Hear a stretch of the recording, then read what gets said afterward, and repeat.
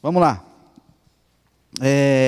Eu não vou nem fazer um reviewzinho que a gente costuma fazer para não ficar muito preso. A gente só mencionar que a gente falou a última carta que a gente falou foi a carta de Romanos, né? E hoje a gente vai falar da carta de Coríntios, primeira e segunda aos Coríntios. Eu quero adiantar um pouco hoje. Se tudo der certo hoje, eu quero ir até 2 Tessalonicenses. Então eu vou meio que rápido aqui. Se você precisar, para.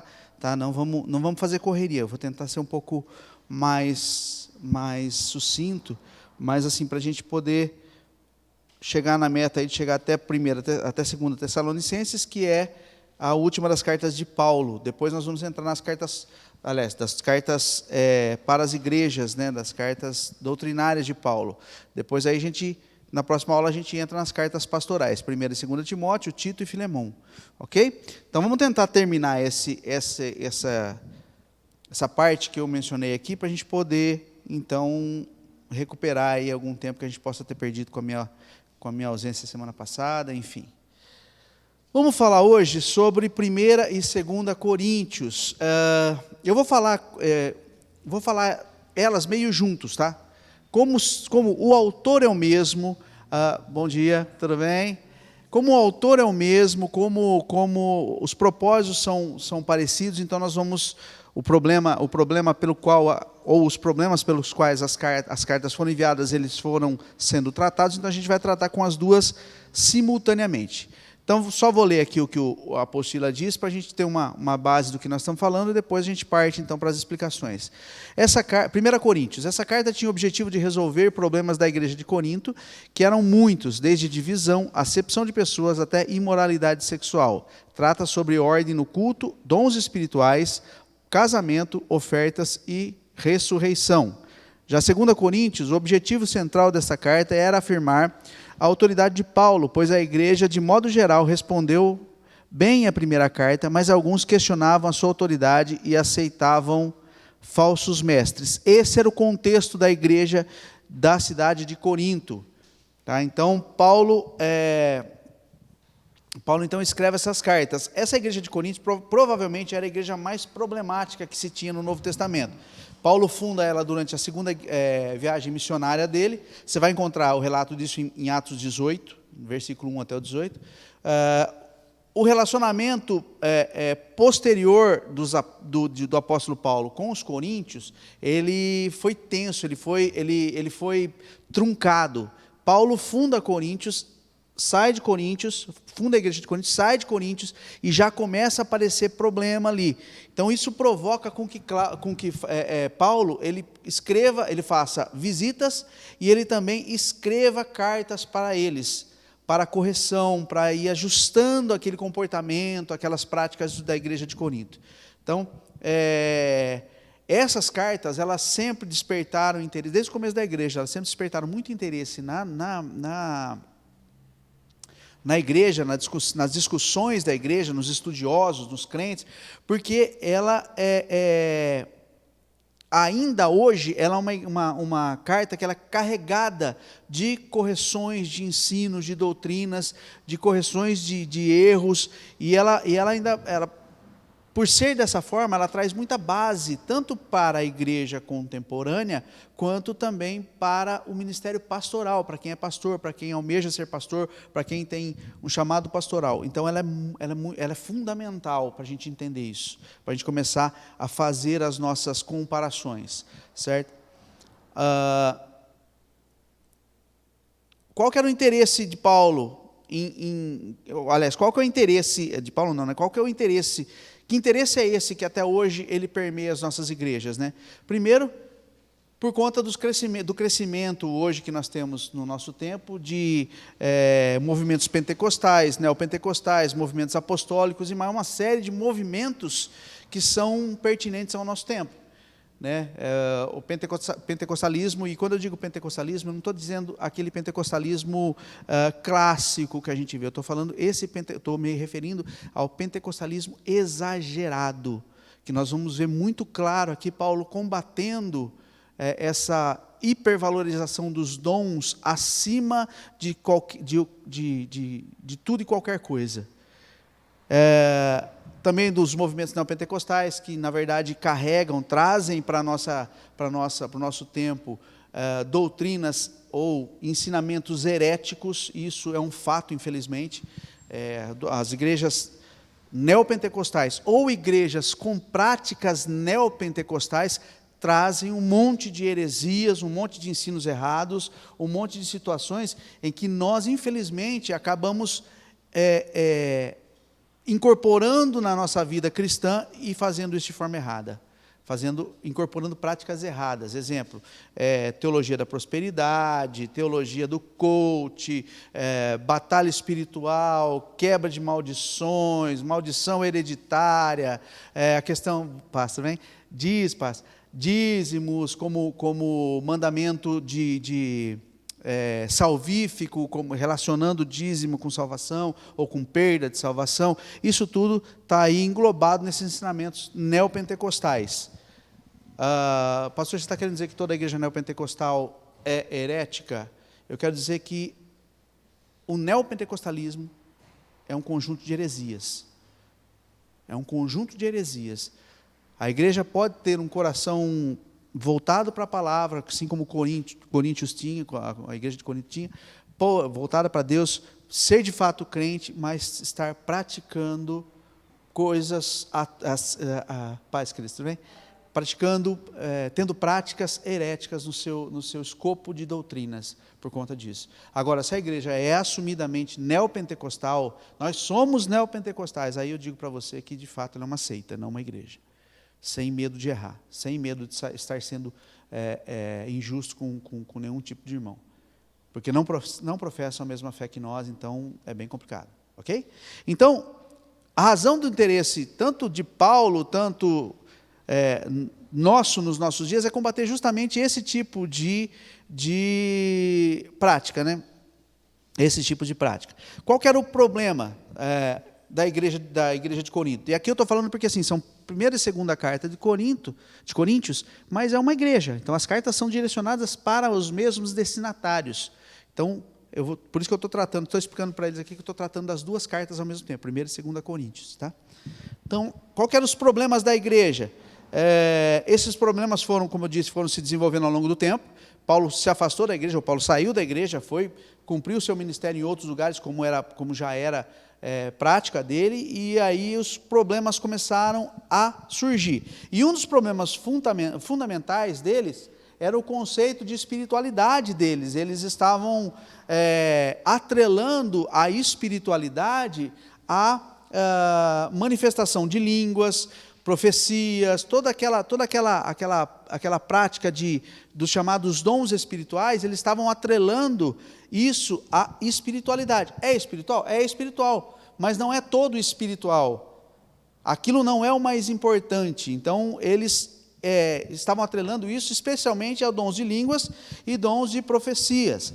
Essa noção errada, equivocada que eles estavam tendo, certo? Eles traziam problemas para o culto e também entre relacionamento, e também de relacionamento entre os irmãos. Aquele que praticava dons, aquele que tinha dons, aquele que não tinha. Parece com a igreja de hoje? Lembra a igreja de hoje? Percebe a relevância de estudarmos essas cartas? Um outro ponto é que a igreja também enfrentava um problema de divisão interna dos seus membros, da sua membresia ali. Eles tinham diferentes predileções por diferentes líderes. Tinha pelo menos 4 grupos de predileção, e você vê isso claro no texto. Você vê que Cefas, que era Pedro, o próprio Paulo, Apolo, sou de Paulo, sou de Jesus. Então você tinha esses grupos de predileção na igreja que causavam divisão e, consequentemente, traziam ali um certo atrito, tensão entre os irmãos ali da igreja de Corinto. Para piorar a situação, havia uma crescente oposição a Paulo. Paulo era extremamente resistido pela igreja, por parte da igreja de Corinto, chegando ao ponto, inclusive, de questionar o apostolado de Paulo, porque Paulo ele não andou com Jesus. Ele não andou com Jesus, ele não esteve junto com os outros apóstolos andando com Jesus. Paulo, ele teve um contato com Jesus na estrada para Damasco, que ele teve a visão, Jesus falou diretamente com ele, certo? Chamou para todo o ministério dele, certo? Mas ele não andou com Paulo, então ele era questionado, não apenas por isso, mas ele era questionado por conta desse apostolado. Até hoje, na verdade, existe essa questão. Depois, futuramente, eu não me lembro o módulo, mas a gente vai estudar a questão de apostolado um pouquinho, vai pelo menos passar um pouquinho da questão do apostolado.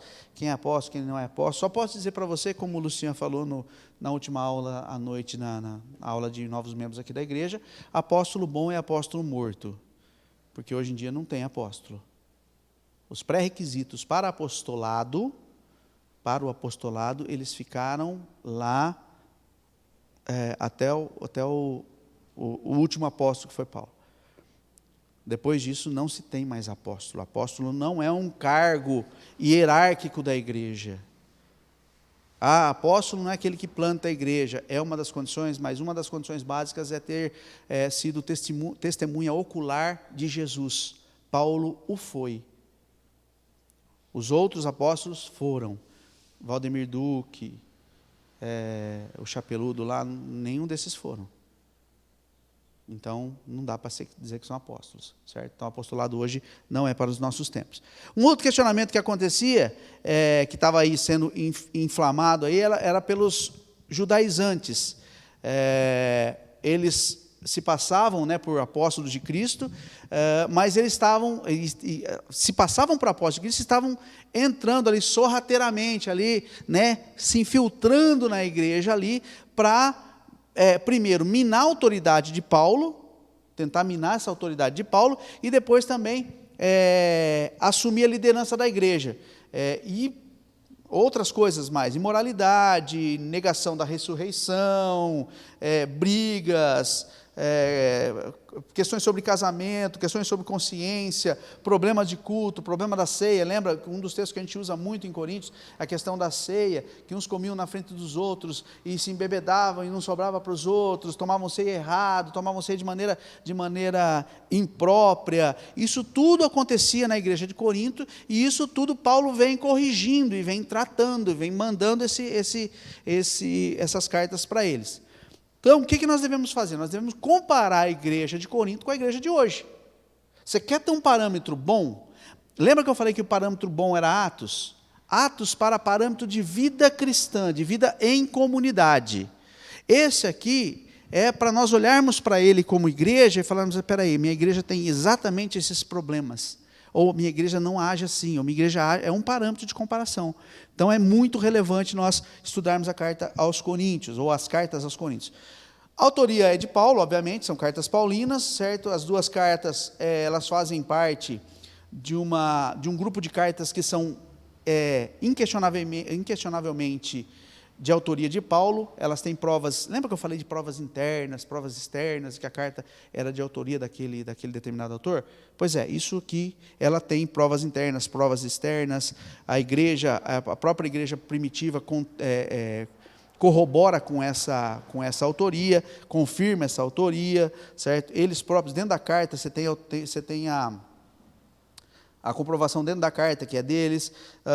No final de 1 Coríntios, ali, Paulo sugere que usou também esqueci o nome agora, um secretário, vamos dizer assim, para escrever a carta, ou seja, provavelmente ele ditou essa carta para esse secretário foi escrevendo, e no final ele assinou, que era um costume também da época, para dar validade, para validar a carta. Datação aí, em geral, se aceita que foi aí no final de 3 anos de Paulo residindo em Éfeso, durante a sua 3ª viagem missionária, certo? Isso também tem provas ali, ou tem menções a isso, ali em 1 Coríntios 16:6. Então, a data provável, mais aceita aí pelos estudiosos, pelos teólogos aí, é 55 anos, no ano 55 depois de Cristo. Ok?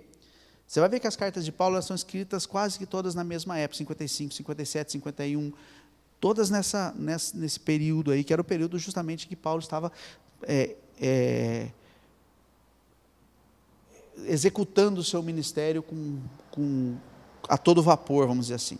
2 Coríntios foi escrita não muito tempo depois, eu falei de primeira, né? 2 Coríntios foi escrita não muito tempo depois, por volta aí de 56 a 57 depois de Cristo, provavelmente aí na Macedônia, na província da Macedônia. Também ele faz menção a isso em 2 Coríntios 9, 2. Essa parte é uma parte bem histórica, gente, mas é legal a gente saber, porque você vai começar a ler essa carta já com esse tipo de visão, com esse tipo de entendimento sobre o que estava rolando naquele momento ali. Paulo, em Coríntio, Paulo fez visitas e Paulo escreveu cartas.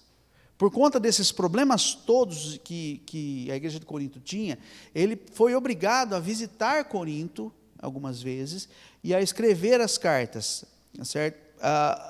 A melhor maneira de abordar os temas eram as cartas, porque você conseguia abordar os temas e tudo e tal, e isso ficava inclusive registrado, e muitas das cartas ainda circulavam nas outras igrejas, então era a melhor maneira.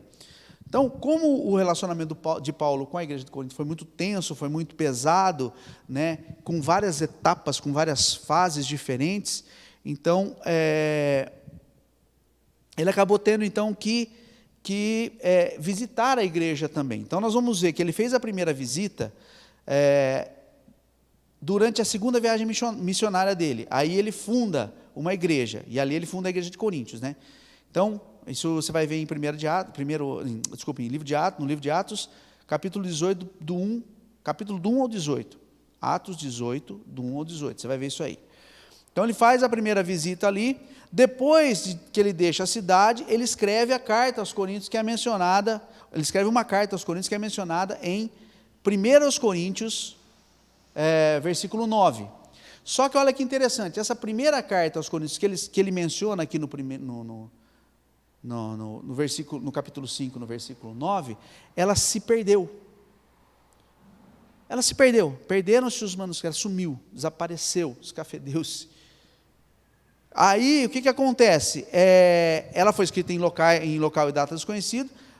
Foi antes de nós conhecermos a primeira carta aos Coríntios. Então, quer dizer, você está me dizendo que então teve uma outra carta antes de 1 aos Coríntios? Teve. Essa era a primeira carta aos Coríntios, certo? Paulo, então, faz alusão aí em 1 de Coríntios 5,9, certo? Ele faz alusão a essa carta em 1 Coríntios 5,9 e menciona que os coríntios conheciam essa carta. Então, os coríntios, de fato, receberam essa carta, essa primeira carta, que desapareceu, certo? Aí, ele escreve uma segunda carta. Então, ele visita a primeira vez, voltando de lá, saindo de lá, ele escreve uma carta. Essa carta é perdida, ela se perde, ela some, e ele escreve depois disso uma segunda carta, algum tempo depois, certo? Quando ele tem informações sobre a igreja de Corinto, tem algumas informações, os da família de Cloe vão lá, dão informações a ele de como estava Corinto, e ele escreve a segunda carta aos Coríntios, que para nós é a primeira. Você entende? Ele escreve a segunda carta aos Coríntios, que para nós é a primeira carta aos Coríntios.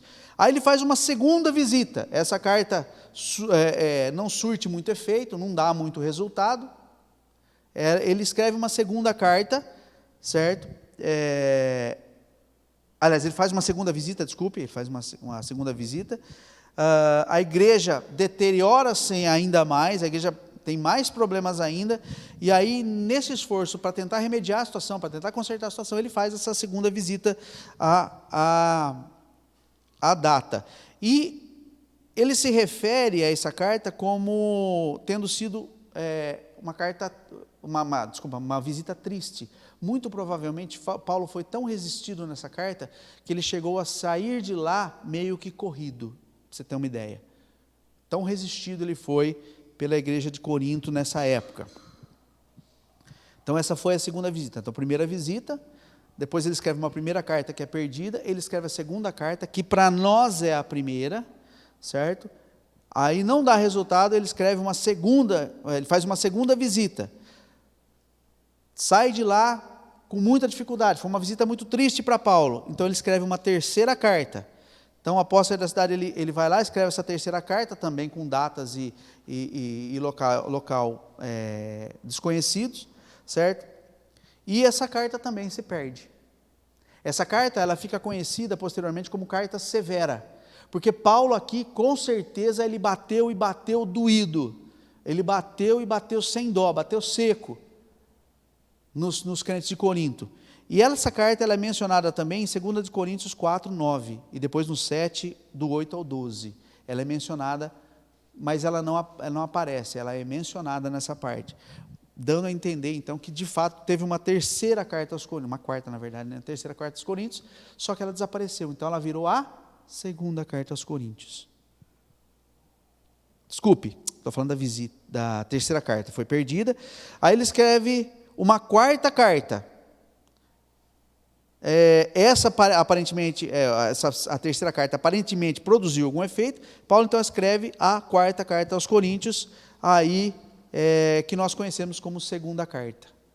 Então parece confuso, mas vamos lá. Primeiro, ele faz a visita, decorrendo dos problemas, volta, escreve a primeira carta. Essa primeira carta é perdida. Ele escreve uma segunda carta, para nós é a primeira aos Coríntios. Aí ele faz uma segunda visita. Essa visita ele não é bem recebido, ele tem problemas lá, certo? Ele escreve uma terceira carta, perdeu-se. Aí ele escreve uma quarta carta. Essa quarta carta, conhecida para nós como segunda aos Coríntios. Então foram 4 cartas, 2 perdidas e 2 que estão aí. Aí você fala assim, mas como assim? O que tinha essa carta? Por que perdeu essa carta? Como é que funciona? A Bíblia está incompleta. Não. Está na Bíblia aquilo que Deus permitiu que estivesse na Bíblia. Crendo nós na soberania de Deus, inclusive sobre o que seria colocado, ou seria transformado em cânon bíblico, estaria no composto Bíblia para nós, sendo Deus este ser soberano, ele permitiu que essas cartas estivessem para nós aqui. Faz falta para nós as outras? De maneira nenhuma. Seria interessante tê-las para estudar? Com certeza. Mas não quer dizer que elas diminuíram a credibilidade, a qualidade, a eficiência, a autoridade bíblica. Elas não diminuíram. Certo? Muito pelo contrário. Vamos lá. O que mais eu posso falar aqui das cartas? Então, qual que era o propósito? Primeiro, restaurar a unidade da igreja, estava dividida, ele tinha que restaurar, em 1 Coríntios, né? Qual que era os objetivos de 1 Coríntios? Restaurar a unidade da igreja, apresentar a defesa dele, do apostolado dele, porque de fato ele era apóstolo, e ele não estava sendo tratado como tal, não estava sendo reconhecido como tal, responder questões práticas apresentadas pela igreja, com relação a casamento, enfim, né? Corrigir irregularidades no pensamento deles e tudo mais. Não há um tema só que unifica essa carta, são vários temas. E esses vários temas, você identifica esses temas, essas situações, talvez com uma roupagem um pouquinho diferente, talvez com uma tratativa um pouco diferente, mas você nota esses mesmos problemas na igreja contemporânea. Por isso que então é tão importante nós entendermos essa carta. Certo? Já em 2 Coríntios ele tinha algumas outras finalidades em mente. Então ele defendia o seu apostolado, né, dos ataques, das acusações. Os judaizantes acusavam ele dele esconder o que eles queriam? Eles queriam implantar elementos do judaísmo dentro da fé cristã. E como nós estudamos lá atrás, os elementos da lei, as cerimônias, os rituais, eles apontavam para Cristo. O Cristo se revelou. Não precisava mais apontar-se para Cristo. A revelação de Cristo já havia vindo. Cristo já havia se manifestado. Então, eles se infiltravam na igreja e tentavam trazer esses conceitos, esses elementos do judaísmo para dentro do cristianismo. Então, o que acontece?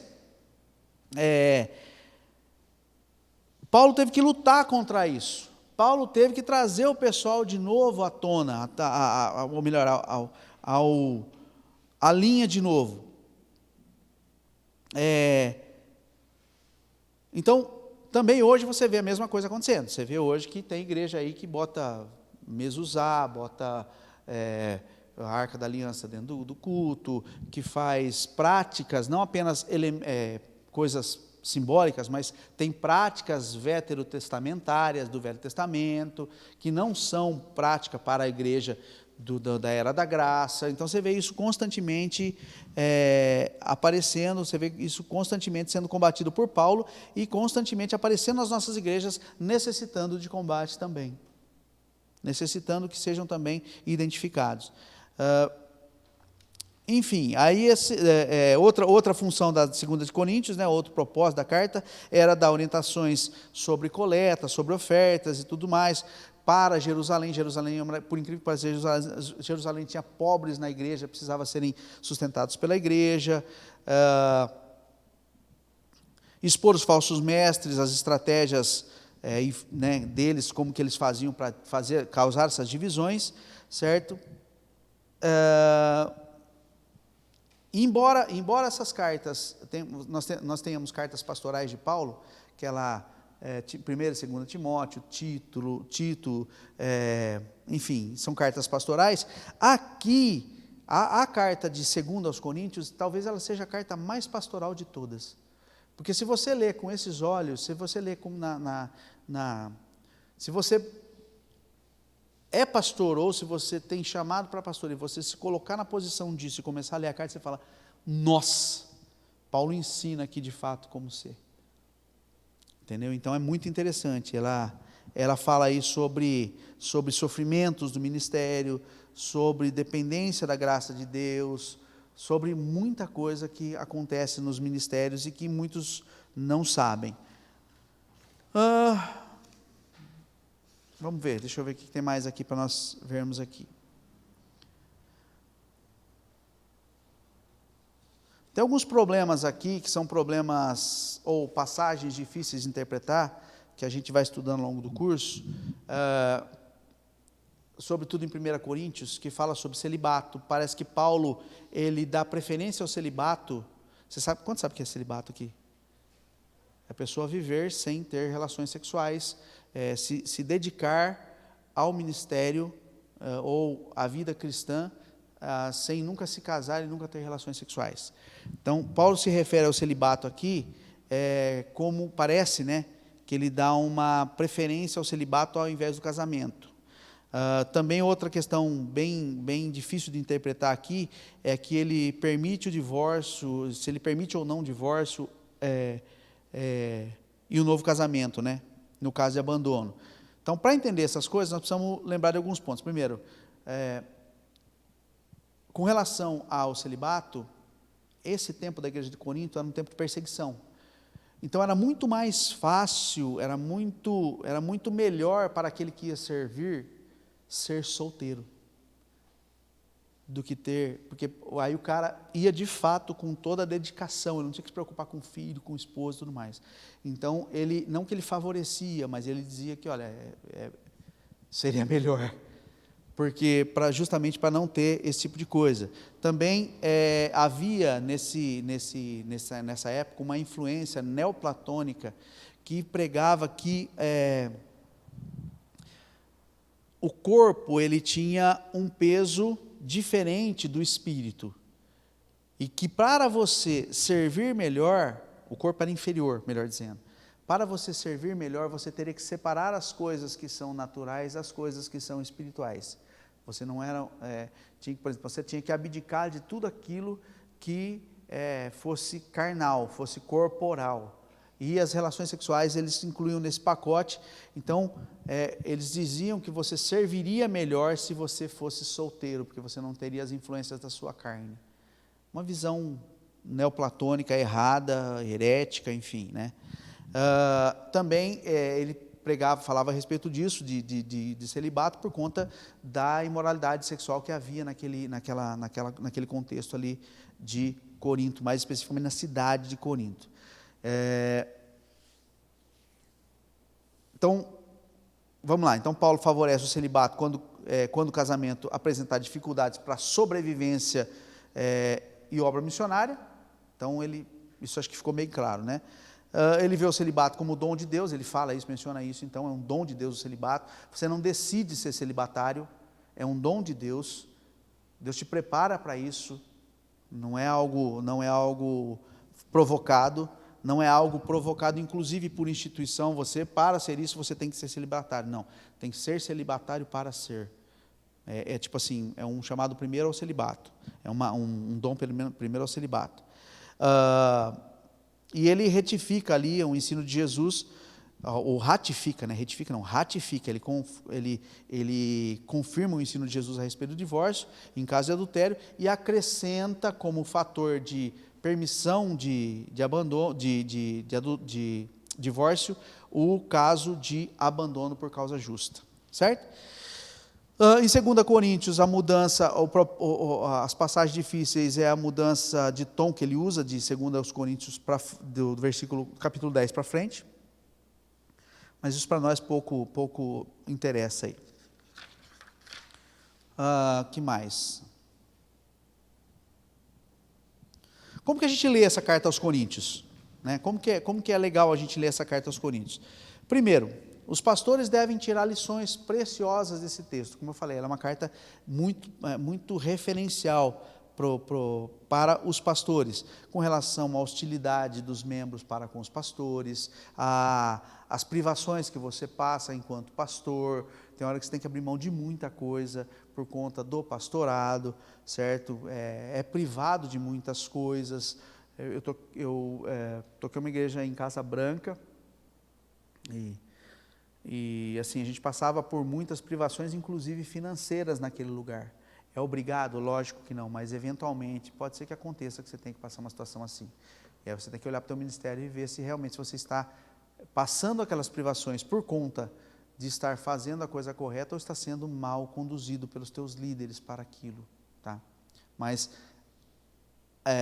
vamos falar de privações, usando um exemplo bem melhor, a questão dos missionários, que muitas vezes estão lá sendo sustentados com pouco dinheiro, com poucas condições, com quase nenhuma condição. Tem missionário que toma banho uma vez por semana, para você ter uma ideia. Então, assim, é muito complicado essa questão de privações. Também a ingratidão das pessoas, heresias que você tem que lidar, falsos mestres que você tem que lidar ao longo da sua caminhada cristã, certo? E mais um monte de coisa aí. Então, para pastores, nós temos que tirar essas lições das cartas de Paulo aos Coríntios. No caso de 1 Coríntios, né, parece que ela foi escrita para os nossos dias, parece que ela foi escrita para a igreja de hoje, tanto que ela é muito pregada é muito usada em pregação, ela é muito pregada, repare para você ver, ela é bem usada em pregações. Então, nós lemos ela, devemos ler ela com a situação do evangelicalismo brasileiro, sobretudo, em mente. O que isso aplica para mim? Onde eu estou errando aqui, igual eles erravam naquele tempo, identificar e tudo mais. E lembrar que as igrejas, de fato, são problemáticas. Não existe igreja perfeita, não tem como ter igreja perfeita, né? São imperfeitas, e não é por isso, não é porque tem imperfeições na igreja que ela deixa de ser o povo de Deus. É óbvio, tem coisas que você, como eu estava falando do neopentecostalismo, mas tem coisas que você olha e fala assim, não é igreja. Então você precisa perceber disso, precisa ter essa visão de aquilo que é de fato igreja ou não.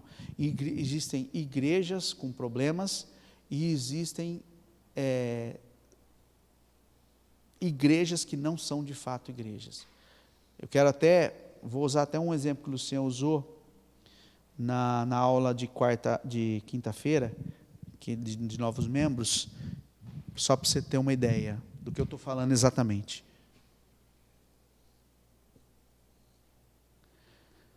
Vamos chamar essa parte aqui de núcleo duro.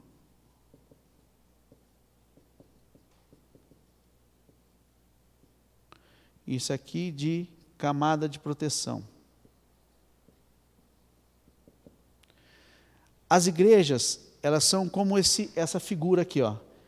Imagine uma célula. Então ela tem um núcleo e tem uma camada que envolve aqui. esse núcleo duro, ou nesse núcleo duro, no caso das igrejas, esse núcleo duro aqui, ele chama-se núcleo duro porque ele não é possível de ser mudado. Ele não pode ser mudado. Ele não deve ser mudado. Aqui estão doutrinas como salvação pela graça.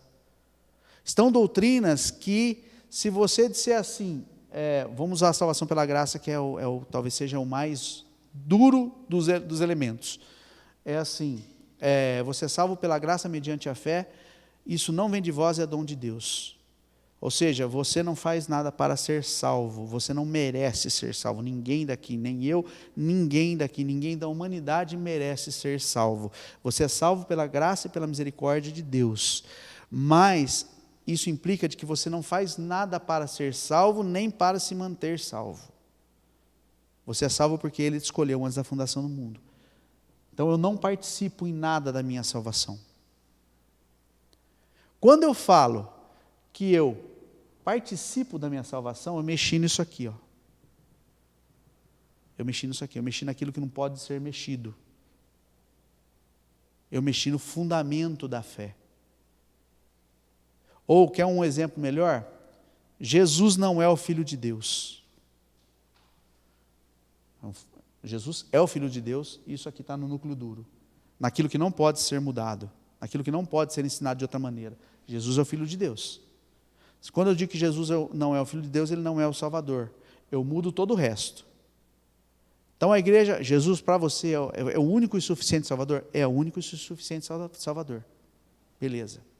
Então essa igreja, um elemento do núcleo duro está aqui sem mexer. Aqui estão coisas como, se você batiza criança, se você não batiza criança, se você batiza por imersão, se você batiza por aspersão, coisas... se você tem pastora na igreja, se você não tem pastora na igreja.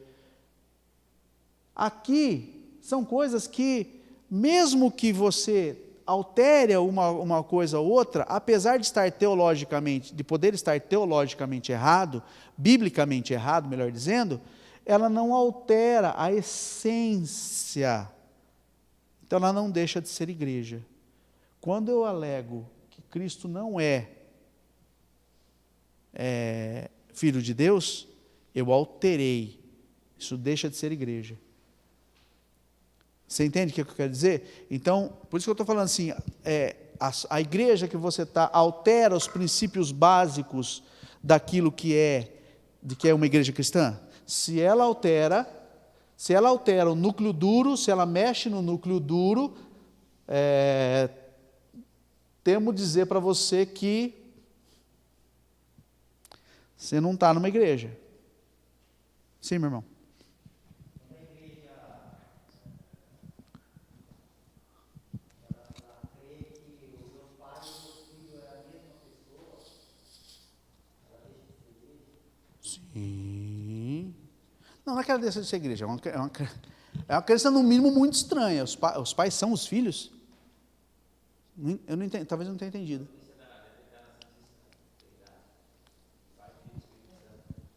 Ah, você está falando da Trindade, é isso?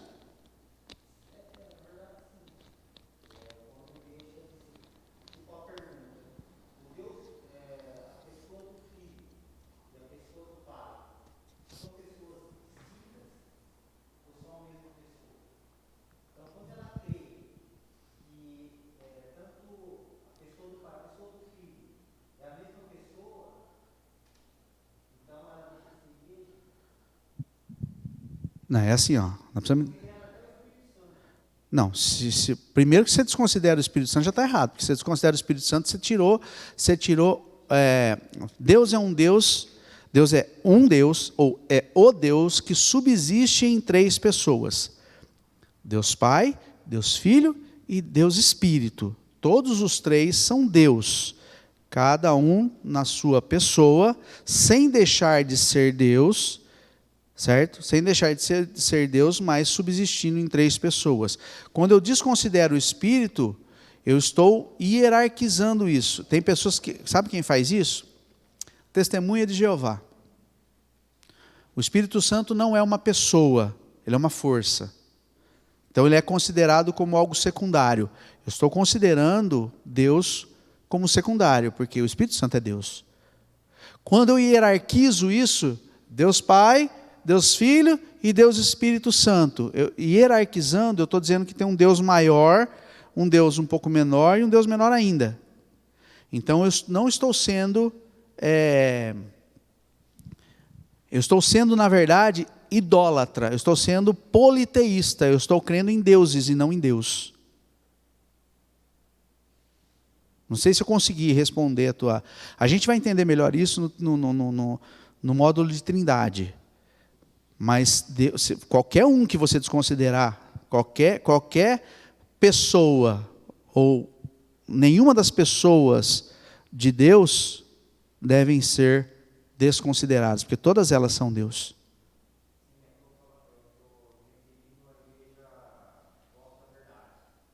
Seita.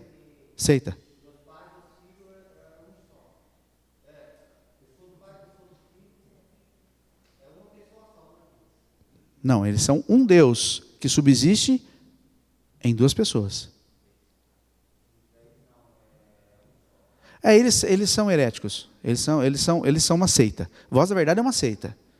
Voz da Verdade é uma seita, sem medo de ser feliz. Você entendeu? Tem um monte de outras coisas que eles creem. Eles são universalistas, para você ter uma ideia. São universalistas. Todo mundo vai ser salvo no final das contas. Entendeu? Então, não é. Isso é uma heresia. Isso é uma heresia. Vamos lá, seguindo aqui então. Então, nós devemos ler essa carta, né, lembrando que sim, as igrejas são problemáticas, mas você olha você tem que ter isso em visão. Espera aí, ela mexe nos fundamentos da fé? Os fundamentos da fé são alterados? Eles tentam alterar o fundamento da fé? Esse é um fundamento de fé, a Trindade. Deus é um Deus que subsiste em três pessoas. A pessoa do Pai, a pessoa do Filho e a pessoa do Espírito Santo. Todas elas igualmente são Deus. Não são deuses, são Deus. São um único Deus. Certo? Isso é treta, velho. A hora que você vai estudar isso em Trindade, isso é treta. É difícil, para você ter uma ideia, é difícil de você dar essa aula e se fazer entender. Entendeu? É complicadaço. Mas nós vamos chegar lá. Tomara que não seja eu. Nada, eu gosto. Bom, estudamos 1 e 2 Coríntios. Vamos para Gálatas, carta aos Gálatas. Vou tentar ser mais rápido. De novo, por que eu dei uma atenção um pouco mais forte em Coríntios? Justamente por causa desse peso dela. Justamente por causa da identificação que nós temos com ela em relação às coisas que nós vivemos hoje nas nossas igrejas, ok? Então fique tranquilo que eu vou tentar acelerar um pouco o processo das outras aqui. Então, Gálatas. Gálatas é destinado às igrejas da região da Galácia, lógico, né? Com o intuito de combater judaizantes, olha os judaizantes aqui de novo, certo? Judaizantes, gente, eram judeus, na verdade, que se filtravam no cristianismo e tentavam botar os elementos ali, tentavam trazer o judaísmo para dentro do cristianismo. Isso sempre teve, isso é assim desde que mundo é mundo. Então, eles vão tentar fazer sempre isso. Ensinavam que era necessária a obediência à lei para a salvação. Lembra do núcleo duro? A lei não salva. A lei vai nos tornar culpados, porque sem lei não há transgressão. Se não tem placa de proibido estacionar, você pode estacionar. Porque ninguém te falou que ali era proibido estacionar. Então, a lei, ela nos traz a concepção daquilo que é pecado, daquilo que é certo e daquilo que é errado, isso é a lei, e ela nos aponta para Jesus como necessário para que possamos cumprir a lei, porque nós, como homens, não podemos cumprir a lei. Não poderíamos cumprir a lei na totalidade, para sermos, então, salvos. Então, o que precisou? Jesus. Então, a lei tem essa função, e a lei não salva, muito pelo contrário, a lei condena. Certo? Mas vamos lá. Gálatas, né, também escrita por Paulo, destinatário aí às igrejas da Galácia. Datação tem duas datas prováveis. De 51 a 53 depois de Cristo e de 53 a 57 depois de Cristo. Então, vamos entender que ela foi escrita de 51 a 57. Você contempla as duas possibilidades aí. O que acontecia lá? Os judaizantes, os cristãos aí que se diziam, os judeus que se diziam cristãos aí, que queriam obrigar os cristãos, gentios, quando eu digo gentios, aqueles que não eram de raiz judaica, grego e tudo mais, aqueles que não vinham do povo de Israel, a obedecer à lei e aos ritos do Velho Testamento, certo? Do Antigo Testamento. Então, circuncisão, obediência à lei, e fazer tudo isso como condição para ser salvo. Se você não fizer isso, você não vai ser salvo. Eles tentavam implantar isso dentro da igreja. Então, eles sustentavam que Paulo também, era o mesmo caso lá de Coríntios, né, eles se opunham a Paulo, eles sustentavam que Paulo não era um apóstolo autêntico. E o que ele fazia? Eles acusavam Paulo de dar uma maciada no evangelho. Quando Paulo tirava esses elementos do Antigo Testamento, ensinava que isso não era mais necessário ser feito. Quando Paulo tirava isso, eles acusavam Paulo de estar tornando o evangelho maciozinho, gostoso, aceitável para os gentios, quando na verdade Paulo estava trazendo eles para a palavra, Paulo estava trazendo eles para a dispensação correta que eles estavam vendo naquele momento. Então, eles acusavam ele de deixar o evangelho atraente para os gentios, quando ele contestava essas exigências legais. Então, Paulo refuta isso, essas acusações ele refuta, confirmando a autoridade apostólica dele, certo? Além disso, os adversários de Paulo ainda estavam introduzindo ali outros pré-requisitos para a salvação, né? Aí eles pervertem aquele núcleo duro que a gente estava falando, né? O evangelho da graça eles simplesmente tiram. A gente passa então a ser salvo por obras, e a Bíblia não nos diz isso, muito pelo contrário. Então Paulo entra, né, nessa carta tratando de maldição da lei, lá no capítulo 3, do versículo 10 até o versículo 14, o propósito da lei, que é tornar todo mundo indesculpável. Você vai ver isso também ali no capítulo 3, do 19 a 25, mostrando para nós que nós somos filhos e não escravos. Ele também traz um apelo ali para sermos libertos da condenação da lei, certo? Em Gálatas 4, do 12 ao 20.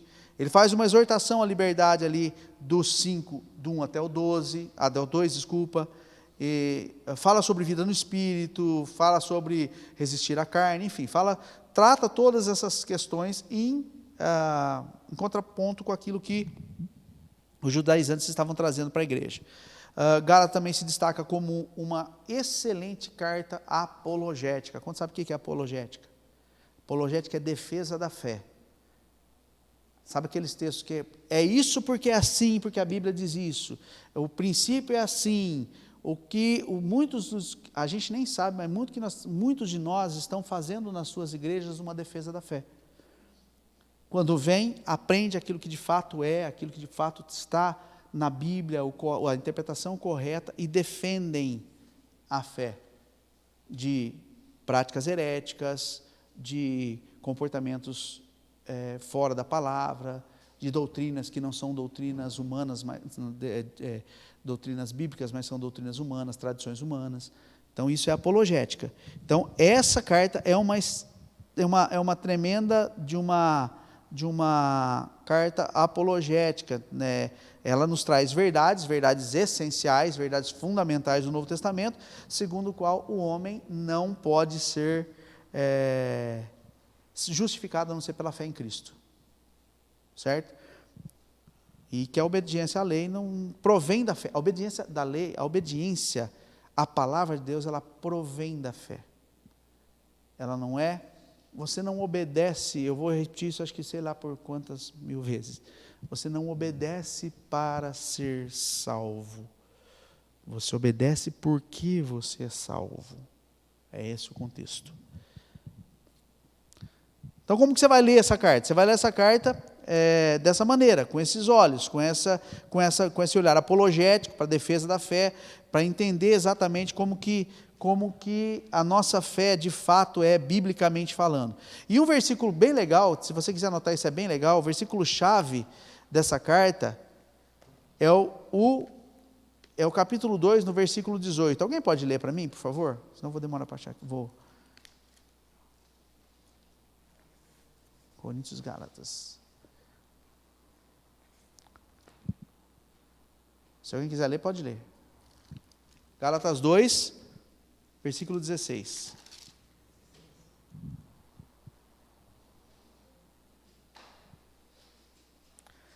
Esse aqui é o versículo-chave de toda a carta.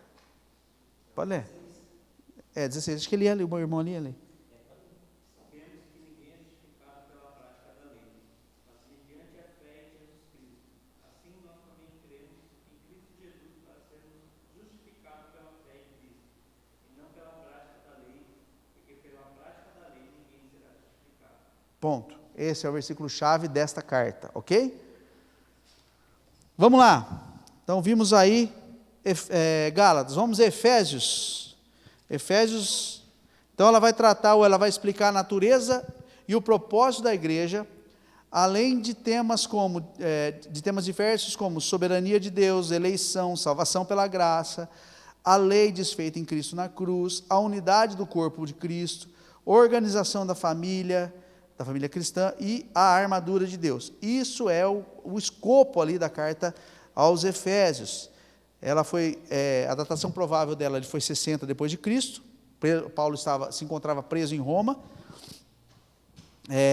Era uma carta que foi destinada à igreja de Éfeso, porém, é provável que essa carta também fosse uma carta circular, uma carta que foi,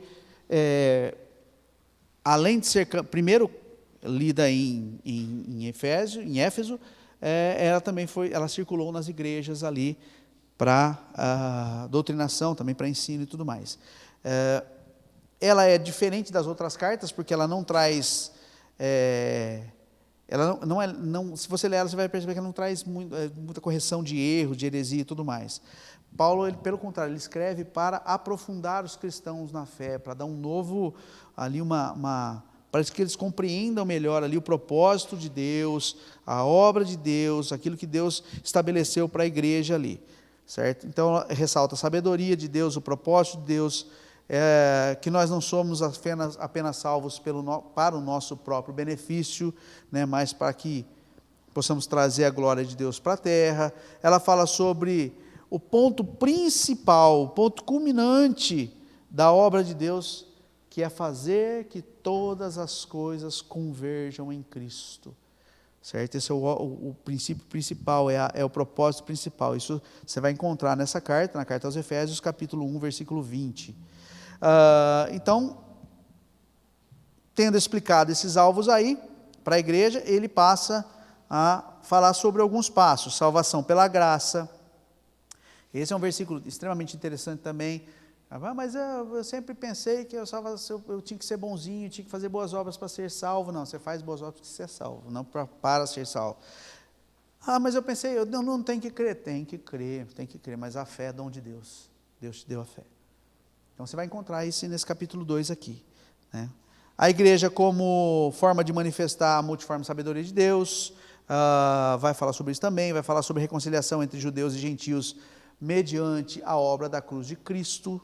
Você vai ver isso aí também no texto. Você vai falar sobre união, vai falar sobre maturidade, vai falar sobre uma renovação da vida pessoal de cada um de nós, sujeição nos relacionamentos, uns com os outros e todos com Deus, princípios, princípio de casamento, marido, como tratar a mulher, filhos aos pais, escravos aos senhores, ou no nosso caso aqui, né, funcionários com os seus patrões, funcionários e tudo mais.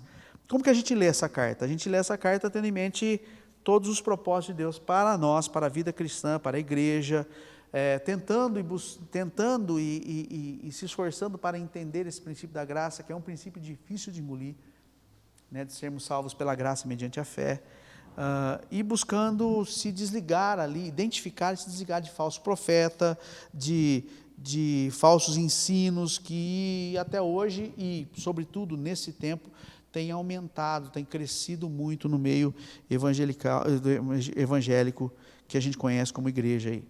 Então, aplicar todos esses princípios aí ensinados nela, na nossa vida pessoal e espiritual também é uma forma de nós lermos ela e aplicarmos ela na nossa vida. Ok? Filipenses, carta do apóstolo Paulo aos Filipenses, ou à igreja de Filipos. Paulo escreve essa carta em prisão. Deixa eu ler primeiro qual que é o... Então, Filipenses, carta de agradecimento pela oferta generosa que haviam enviado.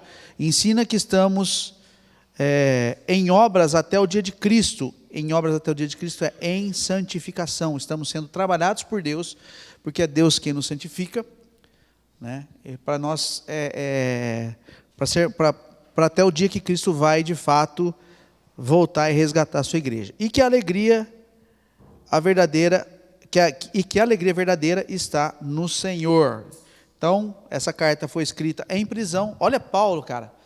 Paulo em prisão, escrevendo esse tipo de carta. É sensacional. A palavra de Deus é maravilhosa. E escrevendo isso e animando os irmãos e tudo mais. Então, a datação dela aí, a melhor evidência aí aponta aí para 61 depois de Cristo, né, 61 anos depois do nosso Senhor. Propósito, como eu falei, agradecer os que tinham mandado ofertas ali, né, após eles saberem que estava em Roma, que Paulo estava em Roma, né, mandaram ofertas para ele, tudo mais, o ajudando e tudo mais,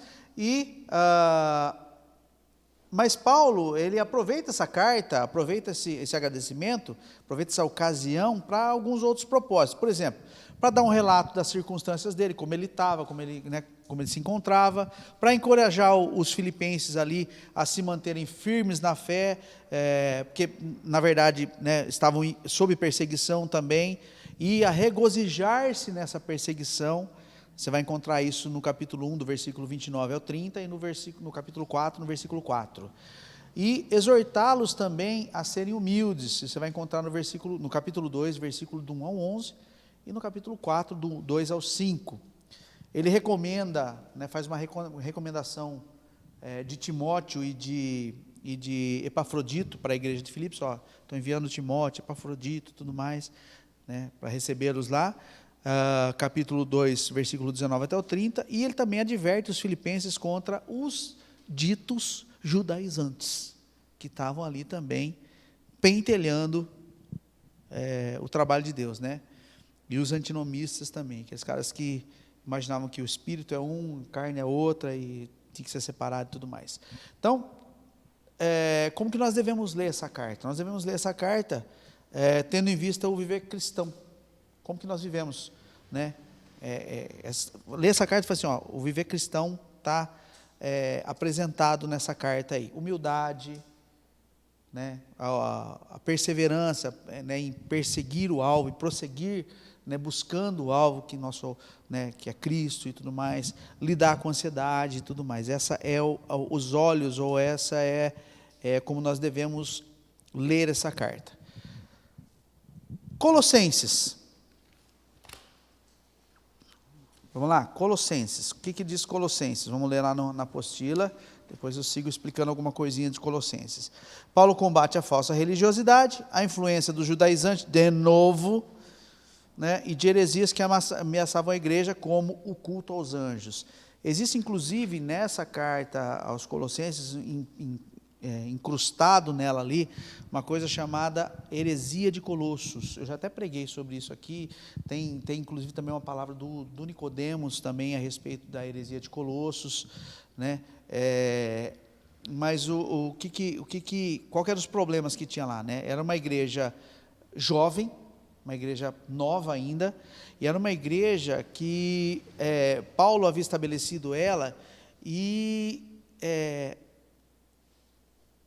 ele não ficou muito tempo ali. Então, Epáfras, que era o líder da igreja, ele começou a ter que lidar com isso. Ela começou a sofrer ataques heréticos em todo o tempo. E ele começou a ter, e o líder dela começou a ter que lidar com isso. Aí esse líder vai e visita Paulo para dar um relatório, para procurar ajuda com relação a isso, e Paulo então escreve a carta. Essa heresia de Colossos que eu falo, na verdade, ela era uma heresia formada, ou era um conjunto de heresias, na verdade, né? Era formada de um conjunto de heresias na natureza das heresias. Então, alguns elementos eram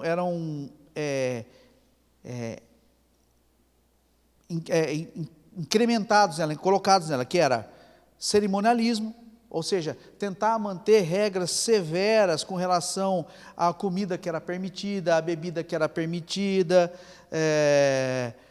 enfim, né, essas festas religiosas que eles tinham. Você vai ver isso aí no capítulo 2, versículo 17. A circuncisão, você vai ver no capítulo 2, versículo 11 também, depois no 13 também, até o 11. Eles vão falar, nessa heresia de Colossos também tinha o asceticismo. O que é asceticismo? É uma filosofia, né, de você se separar de tudo aquilo que é prazeroso, certo? Em detrimento àquilo que é espiritual. Então você não pode ter prazeres, sejam prazeres de qualquer espécie. Por isso que ele fala ali, né, o texto fala não toques, como é que é? Não prove, não toque. Também, essa heresia de Colossos, ela vinha também carregada de adoração aos anjos. Ninguém vos iluda com relação à adoração a anjos. Lembra desse texto? Ele fala, Paulo está tratando dessa questão também. É a questão, isso é muito complicado, porque você vê hoje crente orando para anjo. Você vê hoje crente dando ordem para anjo. A Bíblia não orienta isso. Muito pelo contrário, a Bíblia combate. Você vai ver isso no versículo 2, capítulo 18.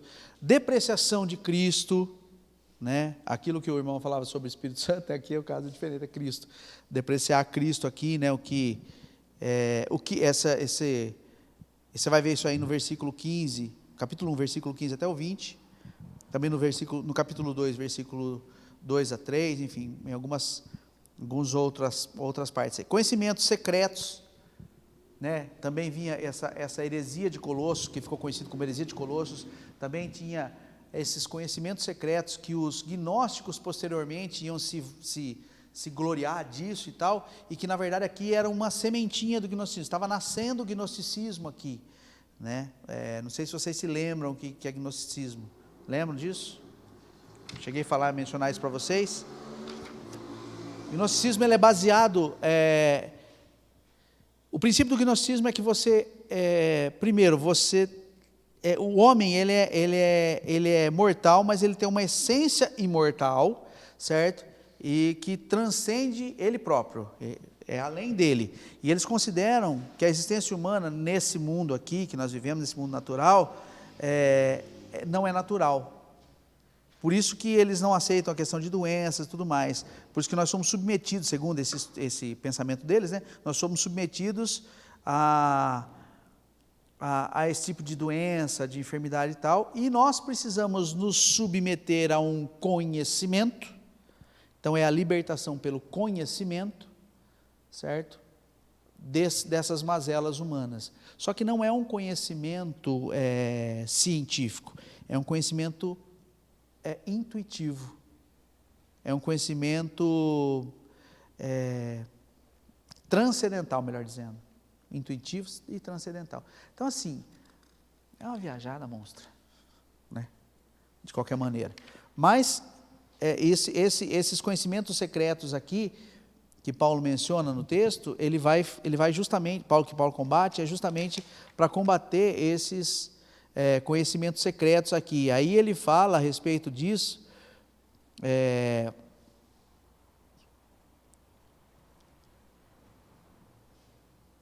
Paulo menciona ainda que todo conhecimento, toda sabedoria está escondida em Cristo. Lembra desse texto? Justamente dizendo que que todo conhecimento humano não é nada, né, em relação à sabedoria de Deus. Então, dependência da sabedoria humana, como eu já mencionei aqui, da tradição humana, você vai ver isso no capítulo 2, versículo 4 e versículo 8, certo? Então era provável que essa heresia de Colossos, ela fosse, na verdade, uma mistura de... Essas coisas que eu falei você encontra no judaísmo e você encontra no gnosticismo. Então, você olhando esse contexto da heresia de Colossos, você vai perceber que ela é uma mistura, ou é uma soma de um judaísmo extremo, certo? Com uma forma inicial, um embriãozinho ali do gnosticismo. Era isso que era a heresia de Colossos, era esse o contexto aqui que Paulo combatia, que Paulo, pelo motivo que Paulo escreveu essas cartas aqui combatendo. E aí você vai ver ele mencionando essas coisas e vai ver ele combatendo logo em seguida, ele fazendo apologética logo em seguida desses textos. Quando você lê, esse é um outro livro bem interessante de você ler e com esse entendimento. Então, como é que você deve ler esse livro, né, essa carta? Assim como Paulo, né, que refutou todas essas heresias, né, ou as heresias existentes nessa igreja de Colosso, nós temos também que identificar e refutar. Porque esses ensinos estão na palavra de Deus, estão no Novo Testamento, são cartas para a igreja, justamente para que nós possamos usá-las como ferramenta para moldar as igrejas do nosso tempo. Então, assim, precisamos refutar, precisamos identificar, refutar, e também nós precisamos ler ela tendo em mente, que nós somos totalmente, né, dependentes de Cristo e nada mais, que a suficiência está em Cristo, em nenhuma outra sabedoria humana, ou aliás, toda a sabedoria humana em relação à sabedoria de Deus, ela é vazia, ela é ínfima, ela é insignificante. Então, com esse pensamento que nós devemos ler Colossenses. Primeira carta aos Tessalonicenses. Primeira carta aos Tessalonicenses. Então, vamos lá. Primeira Tessalonicenses, ela fortalece a fé dos irmãos e transmite-lhes a certeza da volta de Cristo e o arrebatamento. Então, Paulo escreve essa carta em Corinto, né? Data aí mais ou menos 51 depois de Cristo, e o propósito era o seguinte: Paulo, ele havia permanecido pouco tempo ali em Tessalônica, na cidade, na igreja de Tessalônica, e ele foi embora rapidão. Muito provavelmente ele saiu dali meio que correndo, fugindo da perseguição. E essa igreja, ela ficou exposta, ela acabou ficando sem apoio externo para combater ali. Ela era uma igreja formada de pagãos convertidos, recém-convertidos, ou seja, neófitos novos na fé, e ela ficou exposta aos ataques heréticos ali, né, das heresias ali. Ela ficou totalmente exposta ali em meio àquele período de perseguição. Então, Paulo escreve a carta para incentivar, além dela ser exposta a tudo que as outras vinham sendo impostas, ela tinha um problema da perseguição. Então, Paulo escreve essa carta para quê? Para incentivar esses novos cristãos aí nessas provações. Você vai ver isso no capítulo 3, versículo do 3 ao 5. Ele também dá instruções aí, né, sobre um viver piedoso, o viver do crente, como deve ser. Você vai encontrar esse texto no capítulo 4, versículo de 1 ao 8. E ele orienta a não negligenciar o serviço diário, a trabalhar, a buscar o sustento e tudo mais. Ele oferece, nessa carta também, né, um dos seus propósitos é oferecer aí uma certeza a respeito do futuro dos crentes que morrem antes de Jesus voltar. Ele traz esse contexto, né, ele é perguntado por isso, e ele traz esse contexto, né, o que acontece com os crentes que morrem antes da volta de Jesus, certo? O tema, então, predominantemente, o tema dessa carta é escatológico, fala sobre o final dos tempos, né, a volta de Cristo. E só uma curiosidade, cada capítulo dessa carta de 1 aos Tessalonicenses, ela termina com uma referência à volta de Cristo. Olha que legal. Então, assim, tanto a primeira e segunda Tessalonicenses são cartas muito, muitas vezes designadas como cartas escatológicas de Paulo. Elas falam muito de escatologia, falam muito da volta de Cristo e tudo mais, do resgate da igreja e tudo mais. Certo? Segunda aos Tessalonicenses. Aliás, como que a gente deve ler, né, 1 Tessalonicenses? Tendo em mente a volta de Cristo e que como nós devemos levar essas nossas vidas aqui até que Ele volte. Então não é uma questão, vou esperar a volta de Cristo e aí? Irmão, você tem que trabalhar, você tem que ganhar teu sustento, você tem que se sustentar, você tem que ter uma vida piedosa, você tem que entender tudo isso e viver segundo aquilo que a Bíblia nos ensina, né? Jesus vai voltar, vou parar de trabalhar, vou para cá, vou virar um eremita, né? Não é assim que funciona, infelizmente, né? E aí nós vamos para a 2 Tessalonicenses. Rapaz, trabalhamos hoje, hein? 2 Tessalonicenses esclarece sobre a segunda vinda de Cristo, ou seja, ela segue falando de escatologia, certo? Fala também sobre a apostasia, a revelação do anticristo. Aqui ela acrescenta, aqui nesse contexto todo, a revelação do anticristo e do afastamento do Espírito Santo, que está lá em capítulo 2, no versículo 7. Então ela foi escrita aí aproximadamente 6 meses depois da primeira Tessalonicenses, né? E ela segue tratando aí o mesmo assunto, por não haver tido nenhuma mudança considerável. A igreja continuou do jeito que estava, ou teve pouquíssimas mudanças, e ele então segue falando das mesmas coisas. Só que dessa vez ele menciona aqui o anticristo e o afastamento do Espírito Santo. Aqui muitos pregam que o Espírito Santo vai ser retirado. Não, porque vai chegar um determinado momento que o Espírito Santo... Vamos ler o capítulo 2, o 6 e o 7? Esse é um ponto que dá polêmica.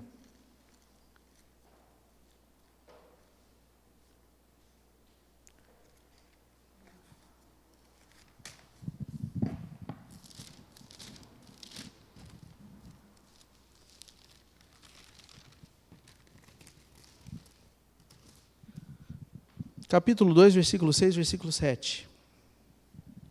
E agora sabeis que o detém, está aqui falando do anticristo, né? Quem detém o anticristo, para que ele seja revelado somente em ocasião própria. Com efeito, o ministério da iniquidade já opera e aguarda somente que seja afastado aquele que agora o detém. Então, o Espírito Santo detém ou impede a ação do anticristo. E vai chegar um determinado momento em que o Espírito Santo vai se afastar e o anticristo vai ter espaço para se levantar. Cumprimento de palavra, cumprimento de profecia bíblica. Então, assim, não é que o Espírito Santo vai ser retirado, ele vai se afastar, ok? Então, isso é uma das coisas, igual aquela que nós conversamos ao longo da semana, Denis, que as pessoas confundem, falam... não entendem corretamente. A Bíblia, ela é sensacional, fantástica, mas ela tem alguns pontos que as pessoas, por falta de entendimento, por falta de estudo, por falta de pesquisa, por falta de se aprofundar na palavra, o que elas fazem? Elas entendem daquele jeito, entendem X, certo? Em cima daquele X que ela entendeu, ela cria uma doutrina e prega e ensina como se aquilo fosse de fato daquela maneira.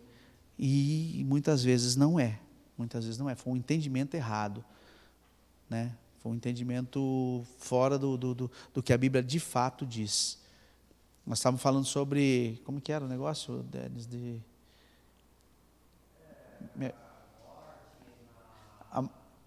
a morte na grande tribulação, né? Se haveria morte na grande tribulação e tal... E alguém disse que não haveria morte na grande tribulação. E aí eu mandei para o irmão Denis um monte de textos que falam sobre morte na grande tribulação. E que o texto usado, acho que era Apocalipse 9, né? 6, 9, 9, 6, se não me engano.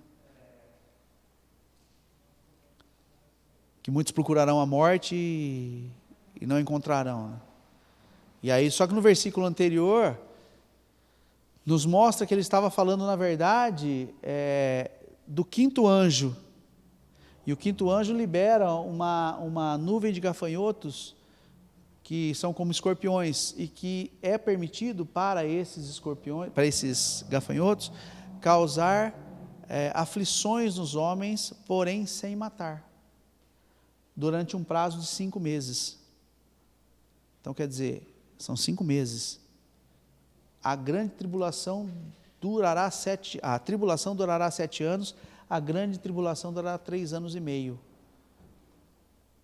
Dentro desses 7, você tem 3 anos e meio de falsa paz, 3 anos e meio de grande tribulação. Então, são 5 meses, não são 3 anos e meio. Então, vai haver morte. Depois eu mandei mais um monte de texto para ele que fala sobre mortes na grande tribulação. Então, assim, são entendimentos errados. Eu estou mencionando isso, fazendo essa parte, para dizer que muitos textos são entendidos de forma errada e são ensinados. Se cria todo um contexto, se cria todo um ensino ao redor de um pontinho errado. E as consequências, às vezes, são muito grandes, são catastróficas, como aquele pastor que foi até mencionado aqui na aula pelo Lucian, na aula de quinta-feira, como aquele pastor que leu um texto na Bíblia e entendeu que Deus estava mandando ele adulterar com a mulher, e ele vai lá e engravida a mulher do irmão. E aí vai no texto e ele não tinha entendido nada, tinha feito até uma interpretação errada de texto.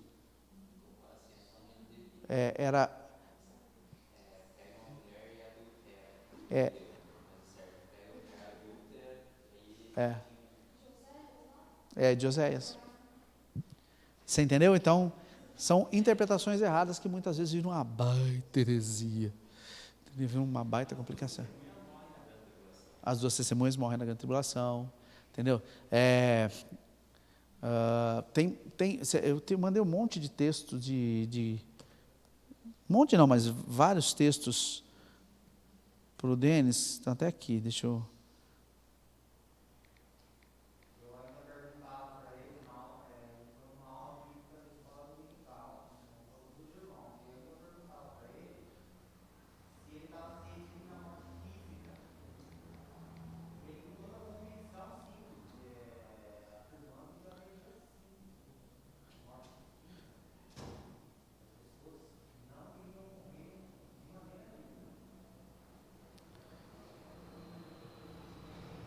Bom, aí você tem um monte de texto aqui, ó.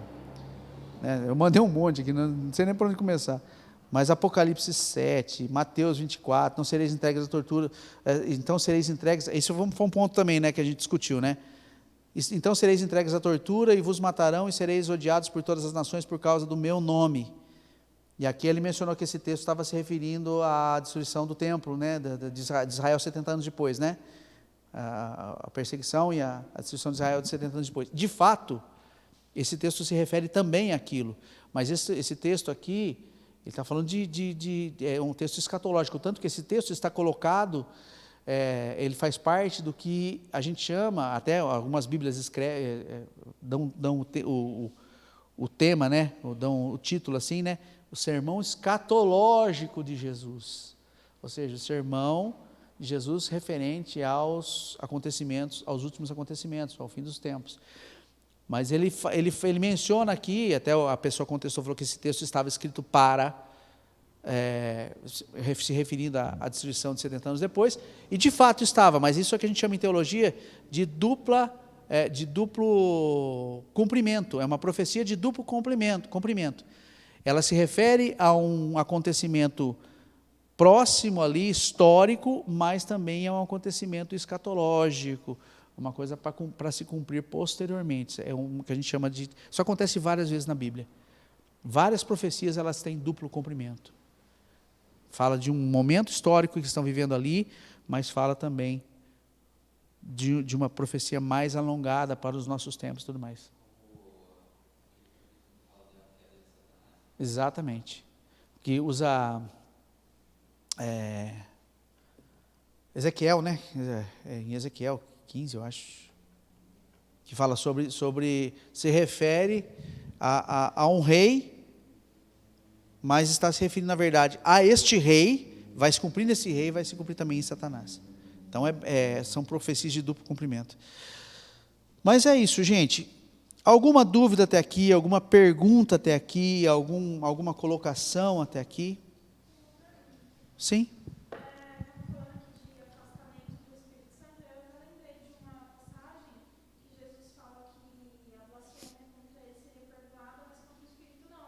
Sim.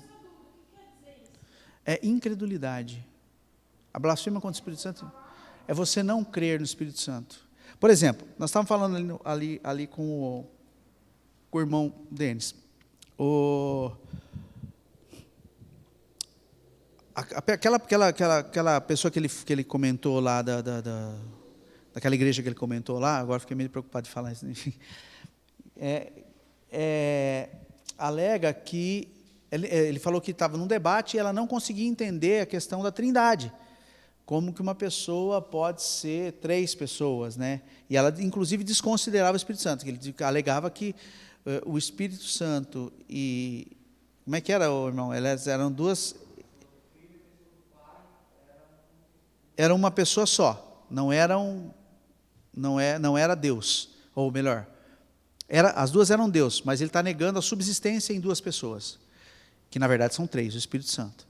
E ele não conseguia entender no debate. Por que ele não conseguia entender? Porque isso é algo espiritual. A Trindade é um entendimento espiritual. Você consegue entender isso porque você é um homem espiritual, um ser humano espiritual. Ou seja, o seu espírito foi vivificado pelo Espírito Santo. Você só consegue ser alguém espiritual se o seu espírito foi vivificado pelo Espírito Santo. Por que o cara não entendia? Porque ele não é espiritual. Ele não é espiritual, ele não foi vivificado pelo Espírito Santo, ou seja, ele não é de fato convertido. Então ele não tem o Espírito. Quem que ele estava negando? O Espírito Santo. Ele estava negando a existência do Espírito Santo. Por quê? Porque de fato ele não entende, ele não tem o Espírito Santo, ele vai negar o Espírito Santo, ele não vai conhecer. Isso é incredulidade. A incredulidade com relação à obra de Jesus é que é o blasfêmia contra o Espírito Santo. Não é você dizer algo contra o Espírito Santo. É você não dar o crédito ao que o Espírito Santo faz em relação à salvação. O que o Espírito Santo faz em relação à salvação? Nos vivifica. Então, quando eu nego que ele nos vivificou, quando eu nego que ele fez essa obra, ou seja, não creio, então estou blasfemando contra o Espírito Santo. Não estou atribuindo a ele a obra dele. É isso, é a blasfêmia do Espírito Santo. Não é algo que eu digo, o Espírito Santo é isso, o Espírito Santo não existe. Não é dizer, é o crer, tá? É interno o negócio. Mais alguma pergunta? Alguma colocação? Finalizamos por aqui. Nós vamos retomar então na aula que vem, a partir das cartas de Paulo, que não são cartas para a igreja, são cartas mais direcionadas aí, nós vamos ter aí 1ª e 2ª Timóteo, que são cartas pastorais, Tito, carta pastoral, e Filemão, que na verdade é uma carta, não sei se é uma carta pastoral também, mas é mais uma correção ali, mais uma direção ali para Filemão, tá ok? Fechou? Irmãos, muito obrigado pela presença.